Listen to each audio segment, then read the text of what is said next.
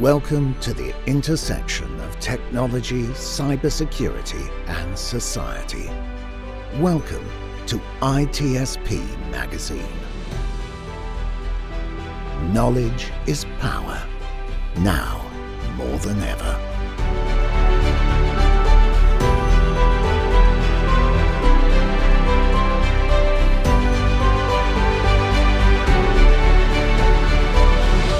Marco.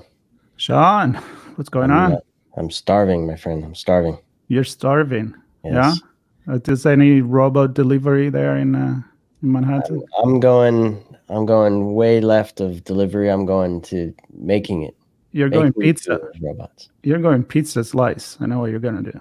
I love a good slice of pizza. I have to say. You know, you're in New York. That's a good place to have pizza. But every corner I turn, there's a bar I can pop into and grab a slice for sure. Just cannot wait for that bar to just be like a robotic bartender that serve you 3D printed food.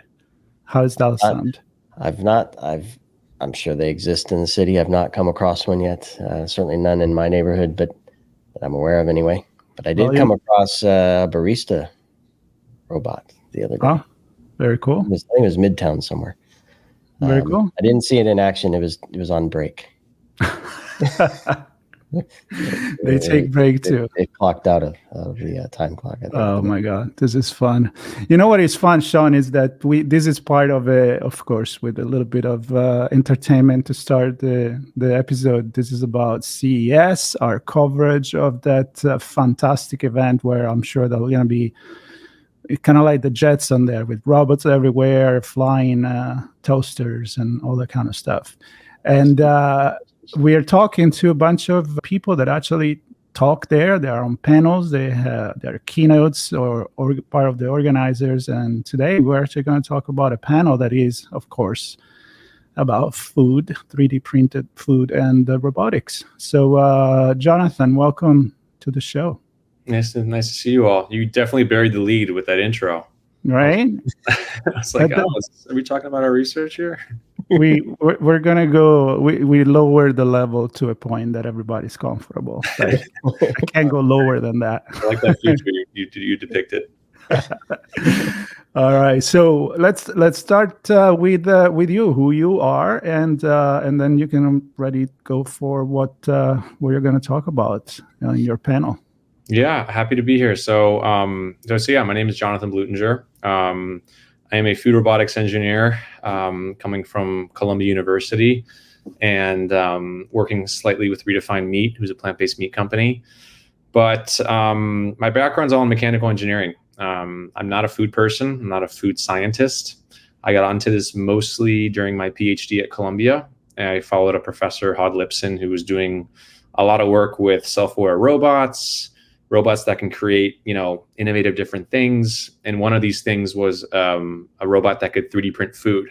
So initially, this was kind of a weird esoteric topic, but as I kind of got into it more, I did a lot of research around characterizing lasers for cooking purposes, and then eventually developing a machine that can not only 3D print food for you, but also cook it at the same time. So developing a digital cooking platform of sorts that can cook meals for you. So developing the hardware and the software, soup to nuts of this kind of entire platform. And I guess that's what kind of landed me a spot on this panel. I love it. And I'm excited about this conversation for many reasons. One, it's a topic that I love, food, but also technology. And I'm really interested in your role of robotics engineer. And I want to get to the food part of it in a moment because I have some questions on that. But tell me a little bit about robotics engineering.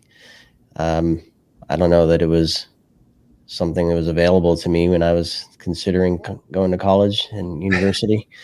I went to the software engineering world of things. Clearly manufacturing, robotics engineering there, but not I don't know what I'm trying to say. Tell us a little about your journey into that world and what some of the things are for sure for that. Yeah, for sure. And it's funny you say that because now when I go back to give talks at high school or primary school that I grew up at, they all know what 3D printers are, which is a crazy idea to me. I gave a talk at my primary school, and these first, second, third graders showed a 3D printer on the slide, and everyone was like nodding their head. They knew what it was. And like, we didn't even have those, and we barely had those in college. They was like just starting to become a thing. So maybe that dates me as well, which is kind of weird. But no, so the idea of food robotics engineering, so my background, like I said, is all mechanical engineering. It's mostly design manufacturing, but within mechanical engineering, there's a lot of subspecialties. You can do, thermodynamics, heat transfer, design. So I kind of went more towards the design route.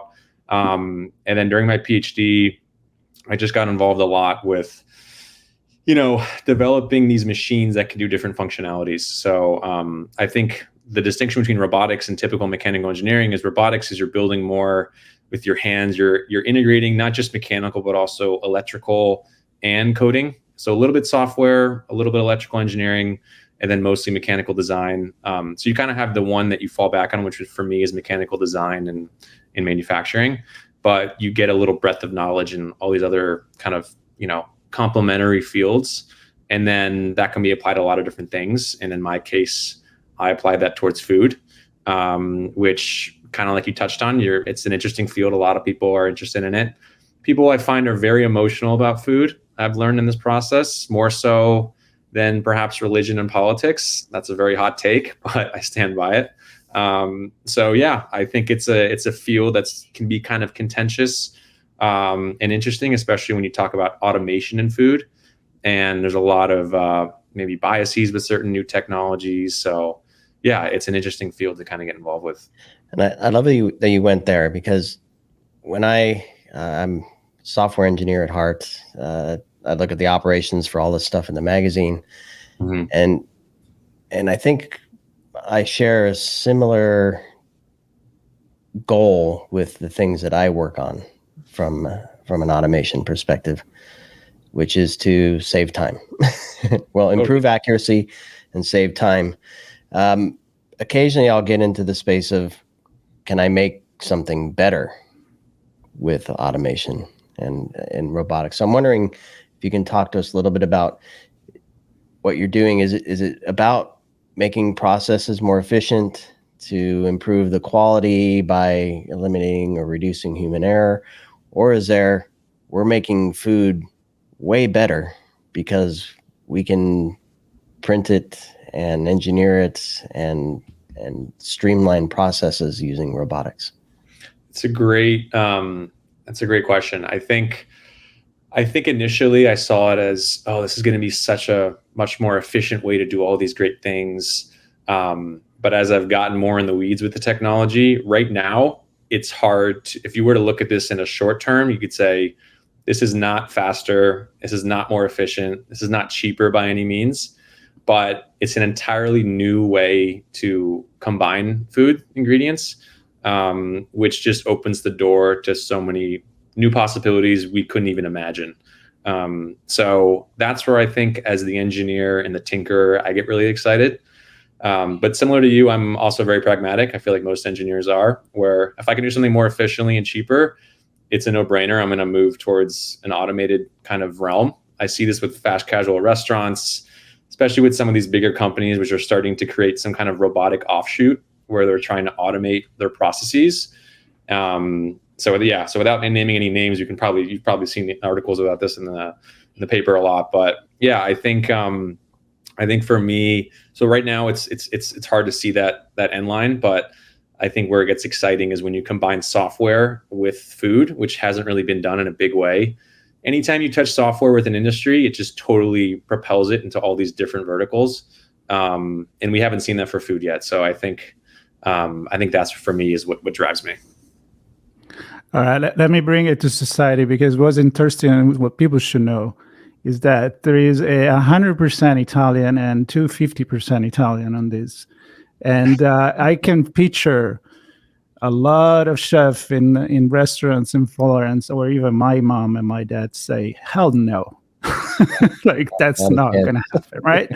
At least for the quality part of things. But, I am in technology, and I think that we can reach the level as we are with other creative. Because for me, food, it's creative as well.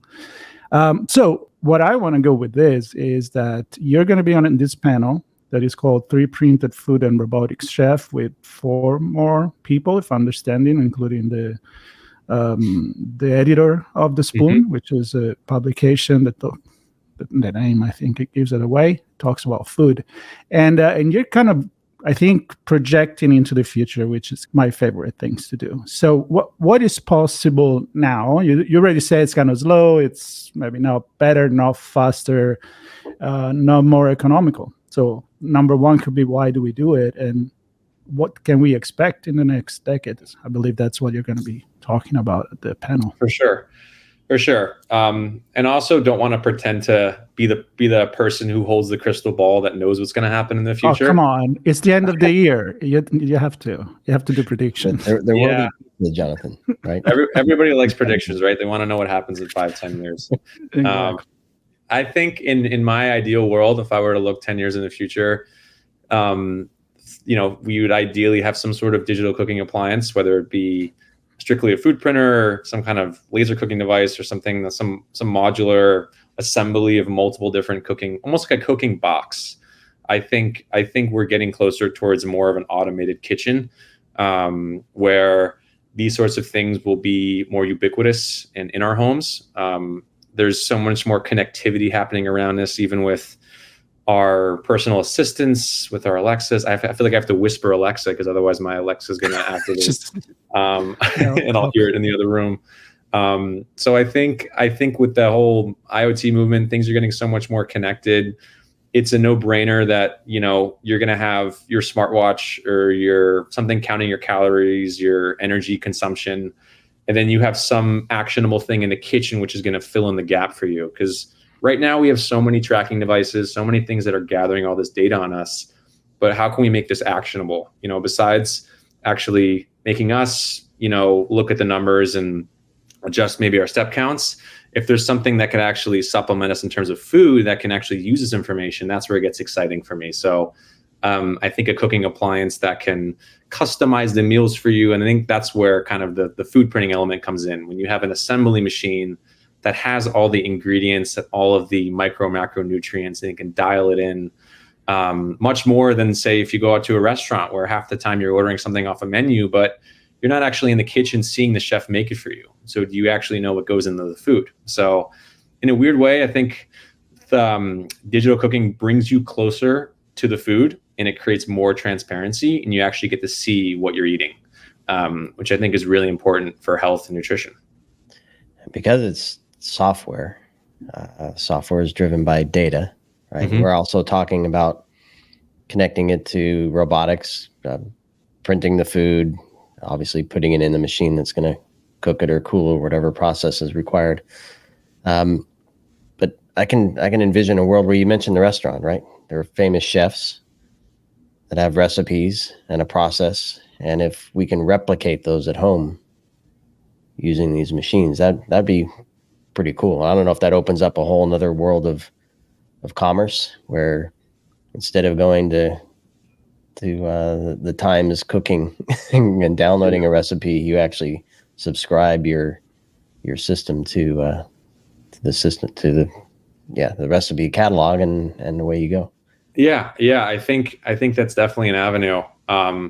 And I think in other ways too, it's maybe when an issue I have in trying to predict how this can be used in our lives, it's because it's almost as if we're wielding a new weapon in our kitchen. So if you think about a lot of the foods we're used to cooking, Marco, you alluded to Italian cuisine. The nature of having love in the food, I think, is a big thing culturally for a lot of Europeans and, people around the world when each of their cuisines that they cook.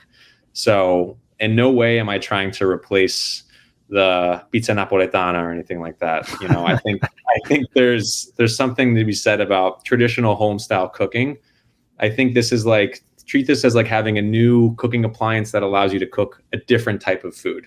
Something that perhaps is layered in a new way, or something where you get inspiration from your normal style of cooking, but in no ways actually substitutes what you're used to eating.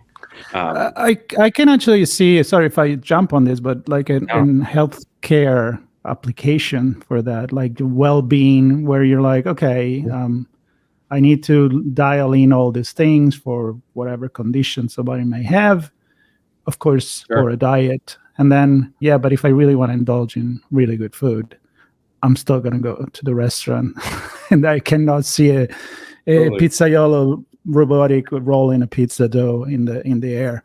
But another application I'm thinking, and tell me if I'm wrong, but maybe more of you cannot lead into that with more fast food, but I'm also thinking larger places like hospitals, for example, where you need to really pump out a lot of food, and maybe the manual labor, and maybe you're not paying attention so much to the taste of the tomato as you would do in a 5-star restaurant.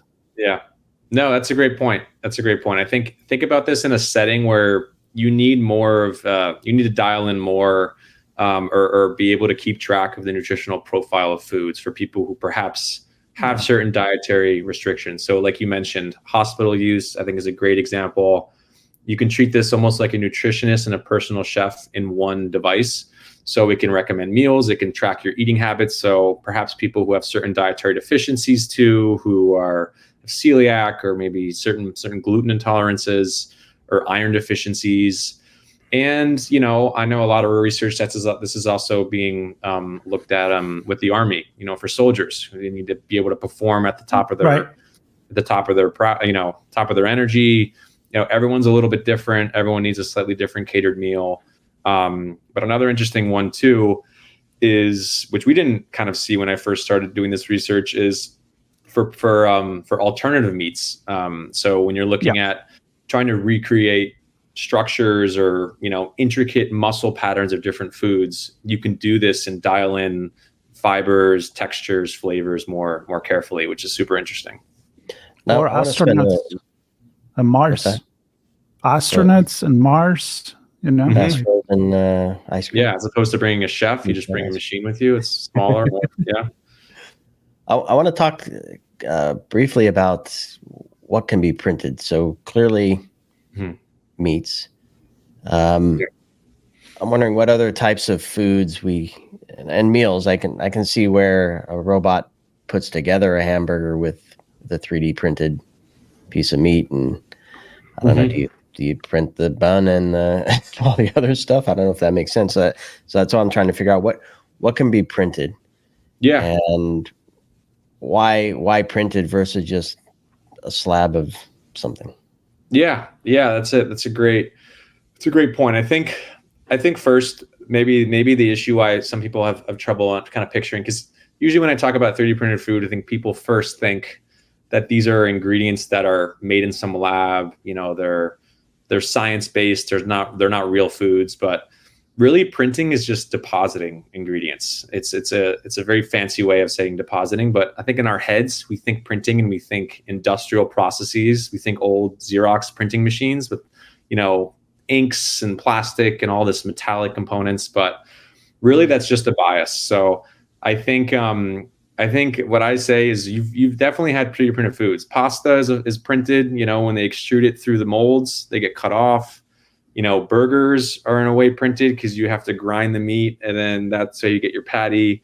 So those are probably more 1D printing, one-dimensional printing. 3D comes in kind of when you can move around in 3D space. So in terms of a broad stroke, that might kind of hone your thoughts more. But I think in general, right now, when we're printing, anything that can flow through a nozzle can be printed. So liquids, pastes, powders, small solids. So really, we can print most things. They just perhaps, you couldn't print a whole pear or something like that. You'd have to first turn it into some sort of, a paste that can be flowed. So, but most of the foods we eat start in a soft form. They get their texture, like burgers, for example, when you actually cook them. So it's kind of a misnomer that we say, okay, all these foods are soft, but once you cook it, you get that texture and that crunch. So really, you can fill in the gap there. Yeah, I really think I agree. It's like maybe shaping or molding or exactly like a more. That's one of those cases where the word carry and heavy weight on the perception of things. Let's get the last couple of minutes, and we already discussed this. You're going to come back on Redefining Society, maybe bring some other people with you, and we're going to go much deeper into all of these.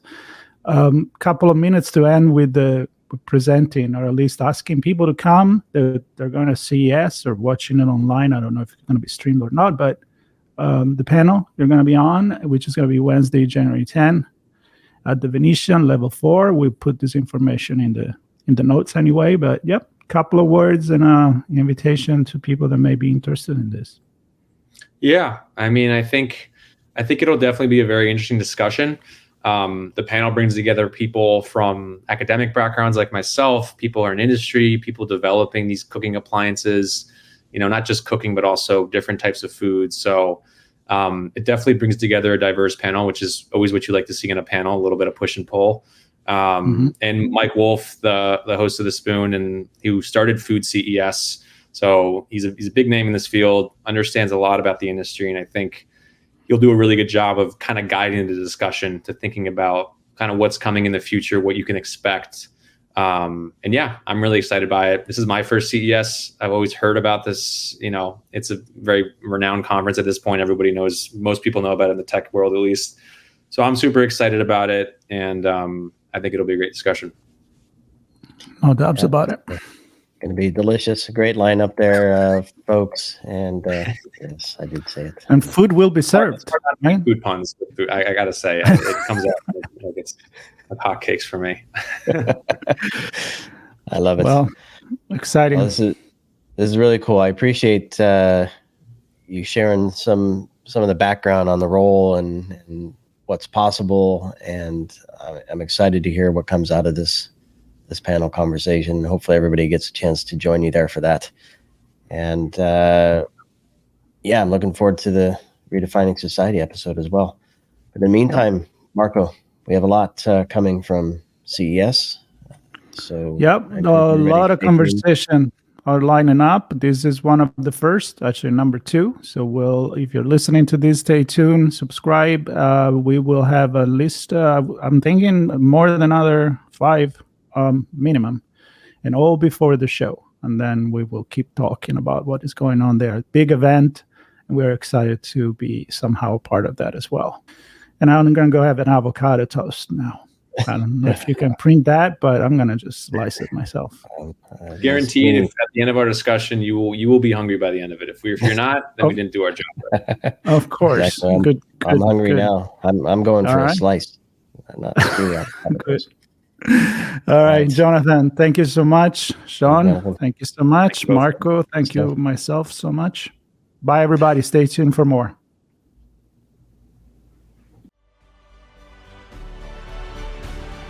We hope you enjoyed this conversation. If you learned something new and this story made you think, then share ITSPmagazine with your friends, family, and colleagues. If you represent a company and wish to associate your brand with our conversations, sponsor one or more of our columns. We hope you will come back for more stories and follow us on our journey. You can always find us at the intersection of technology, cybersecurity, and society.